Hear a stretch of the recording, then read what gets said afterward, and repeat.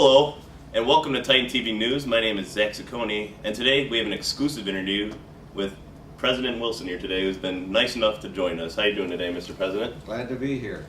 All right, well, let's just get right into it today.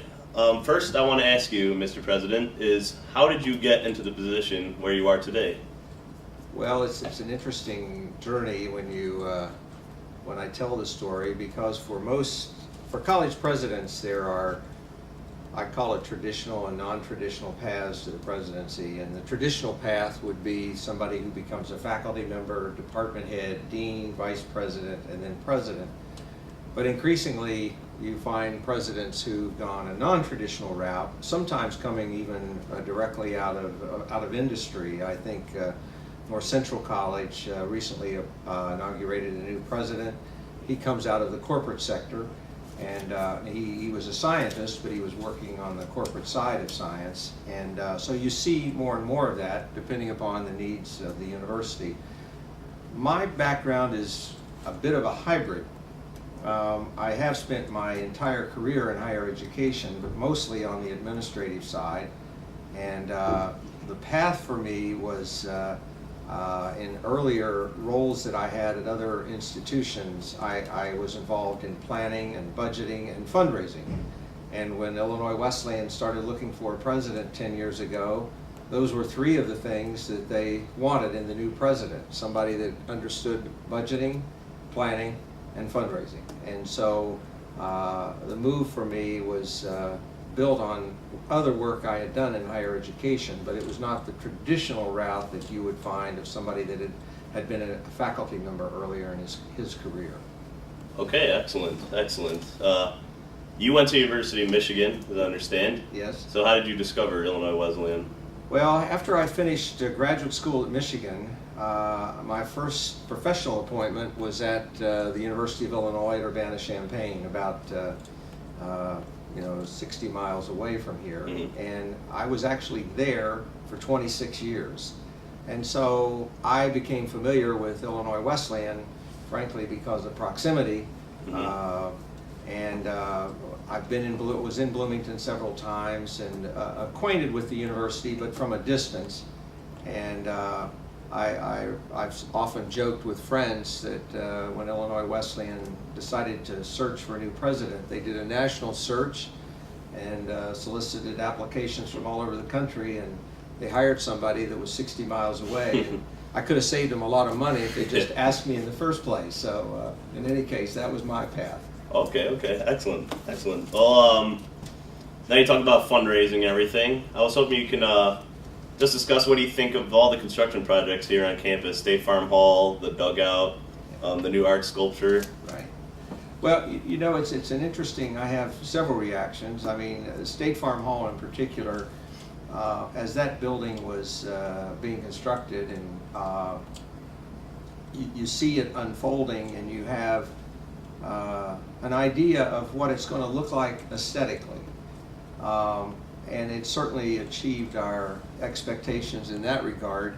But we also, for me, the true test is how is it received by students and by faculty members once it's opened. And so, at least so far, all of the reactions I've been getting have been positive, both to the formal instructional spaces, but also the informal areas, the booth space that's there and the study rooms and all Yes. of those things. And students seem to be reacting very positively to that. I agree. And I think the technology, we really taken a giant step forward, and not only with that facility, but with some of the wireless work that was done this summer and the internet bandwidth that was enhanced and so on, so that I feel really good about that.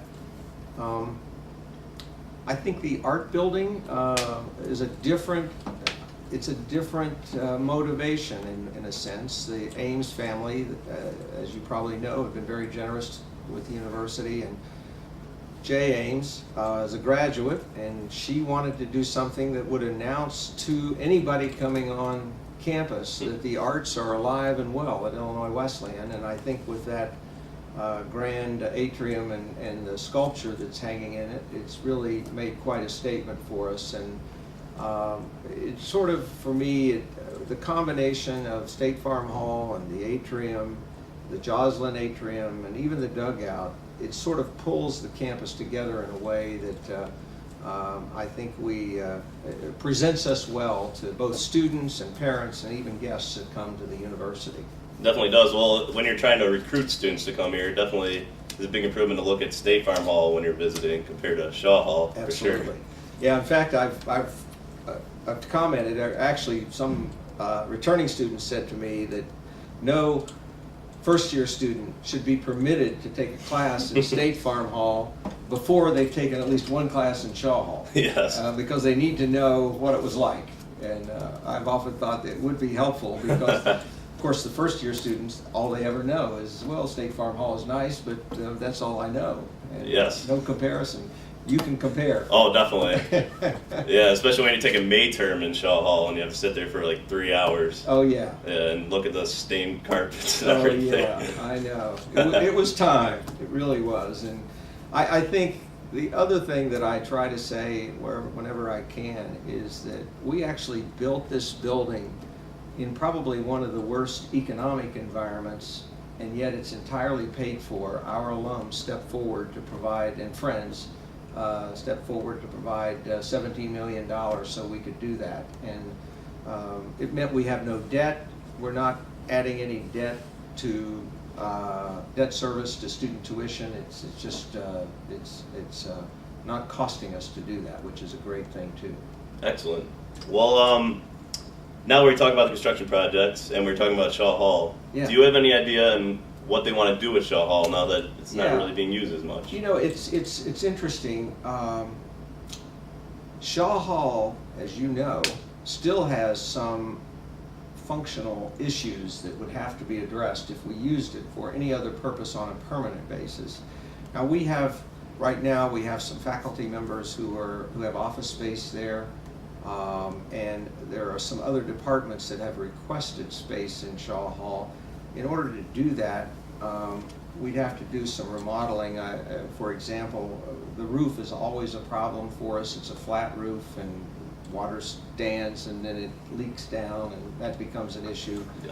We've got single pane glass in the windows and that's not a good energy efficient use facility. On the other hand, it's better space than other places where we have some faculty and programs on campus. And so it's been sort of like a domino this summer. Once we moved business and economics to the third floor of State Farm Hall, it freed up space in CLA, and so we moved people into CLA and other people moving in behind where they are. And all in, all done, it's been a net positive, and Shaw is still there, and we're sort of making some modest use of it, but we don't have all of the details worked out for everything that it might occur there until we can figure out how to address some of the physical limitations of the building. Okay, very interesting. Well, to see how that one plays out for sure. Absolutely. But now I want to move on to a topic that when I told people we were going to interview you, a lot of them wanted me to ask you about it. And I don't know how much you can answer it, but the rise in tuition, it just keeps going up every year. Like I believe it was 3.5% last year of an already large tuition rate. Right. And I want to know, how can a university like this, when you see money being spent on projects like this, Right. I know you said it was all alumni donated, but how can you justify those rising tuition costs, especially in a kind of a rough economy right now? Well, it's a good question. It's a fair question, and I'll do my best to answer it. Okay. The issue is that there are, in some ways, costs that the university absorbs every year that we can't control. And let me give you an example. Health insurance. Health insurance for employees went up 8% last year. And it's projected to go up probably a similar amount this year. It's part of what's going on in the country with health insurance. So Especially with the new healthcare law. with the new healthcare law, it's having an impact on us like everybody else. And so that's one part. The second part is to give a faculty member a 1% salary increase requires a 1% increase in tuition. The dollars associated with those two are almost identical. And we have not increased the size of the faculty here in 10 years. It's been a fairly standard size. And so you can't, you have two choices. One is to cut costs.